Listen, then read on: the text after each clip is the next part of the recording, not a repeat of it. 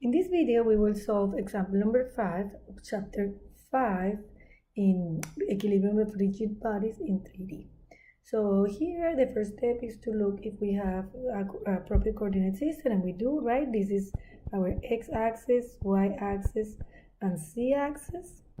And then we will, to solve the problem, we want to find this bend rod is supported by a smooth journal bearing in A, another in B, and another in C. Since they are short bearings, they only restrict displacements perpendicular to their position. The first thing that we will do is to get the components of the force F. So remember that we have here a force F and is 800 newtons, so that's given. Then we will find the components of force F. So as we see here, we have this angle right here, so that will help us to find the horizontal component of the force and the vertical component of the force. So if we find the vertical component, that's equals to 800 sine of 60, and as you see, that will be equals to, since are parallel to the force in C, and since it goes to the downwards, will be equals to negative 800 times sine of 60, which is square root of 3 over 2 and newtons. So then we find the horizontal component, which is 800 cosine of 60. As we see here, the horizontal component that we draw here can further be decomposed in the x component and the y component. So by this angle here, that is 30 degrees. So we can write here that fx will be equals to 800 cosine of 60 cosine of 30, and fy will be 800 cosine of 60 sine of 30. So here we have that will be equals to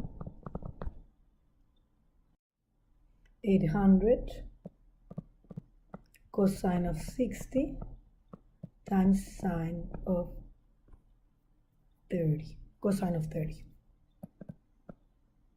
And then this one will be equals to 800 cosine of 60 sine of 30. Then if we put those values, this is 692.8 newtons. This is Fx is equals, this is Fy. Fx is equals to 346.4, and Fy will be equals to 200 newtons. Remember too, I am only writing down one decimal, but if you don't want to have any rounding errors at the end, carry at least 3 or 4 decimals in your calculator, or just always, if you keep the square root of 3 and the fourth, and so if you keep the square root of 3, you will not carry any error, any rounding error. So the next step will be to do our free body diagram. So I'm going to do the free body diagram. To do that, the first thing I'm going to do is draw my coordinate system, and then I will draw my pipe, right? So the pipe has 2 meters in I, then goes 1.75 in negative x, and then goes up in C. And then I will draw my force. Actually, I already have the components, so I could write actually the components. These are my active force, which I have in x, Fx, I have a Fy, and I have a Fc. and I have the values right here, right? Those are the values for these three components. And then I have the reactive forces. In A, I will have perpendicular to the bearing, I have AX, and then AC. In B, I will have one perpendicular, which is BY,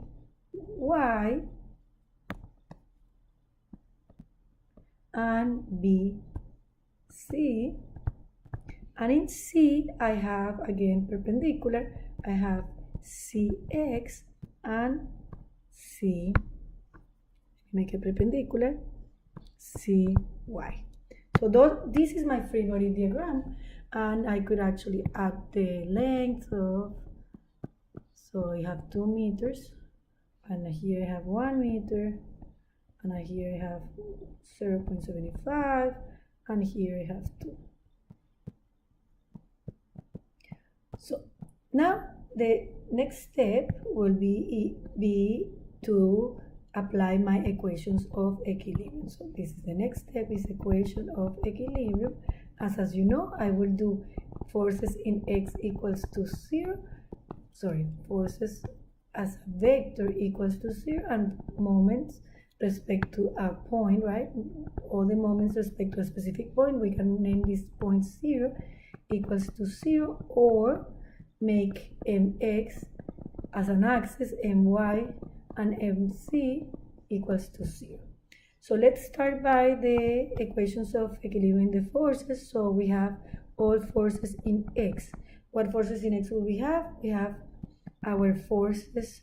Let me give this a 2 double line to make a difference.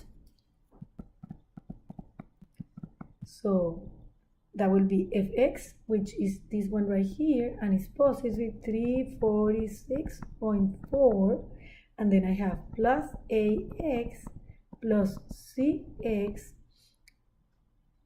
is equals to 0. Then I have my forces in y. I have 200 plus by plus cy. And then I have the forces in C, which are negative 6 to 90. See, this is a negative 92.8 plus AC plus BC.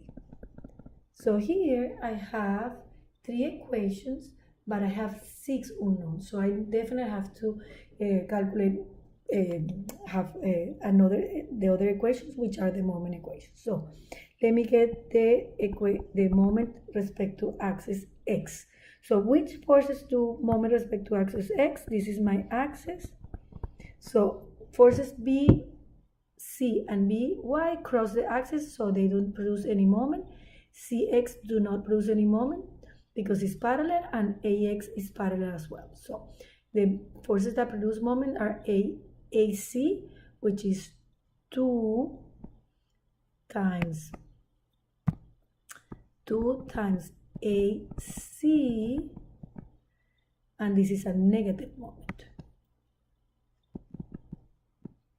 Then I have NBC, those do not produce any moment, so I have CY. So CY, the length is CY, and it's also a negative moment. 2 CY equals 0. So this is my next equation. And then I have the moment respect to axis Y. So that will be this axis right here, right?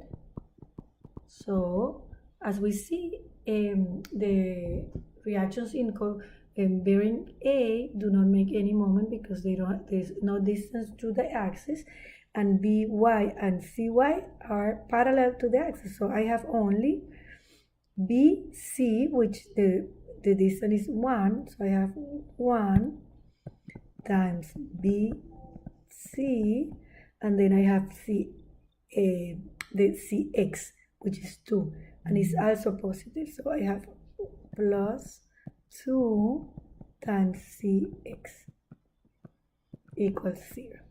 And then finally I have MC, who produces moment with respect to AC. This is parallel, AC is parallel, doesn't produce, and BC is parallel. By AX produce moment, so and it's positive, is 2 times AX. Then by will say -1 by, and bx crosses the axis, and by produces a moment -2 cy equals to 0. So those are my 6 equations. Let me put the names. 1, 2, name them. 3, 4, 5, 6. So here we have a system of 6 equations with 6 unknowns that may look overwhelming, but actually they are very easy to solve. Here we have a negative value. Remember that the force is negative. Let me write that so that we have our system of equations correctly, right? Okay, so this system is you can solve it as a matrix, or you can solve it by substitution. So you decide how you want to solve it. Let me give myself a little bit of space. And the results are AX equals to -400 newtons, AC equals to 800 newtons, By equals to 600 newtons, BC equals to -107 newtons, then CX equals to 53.6 newtons, and CY equals to -800 newtons. So we have here the results for these problems are these 6 reactions in the short bearings.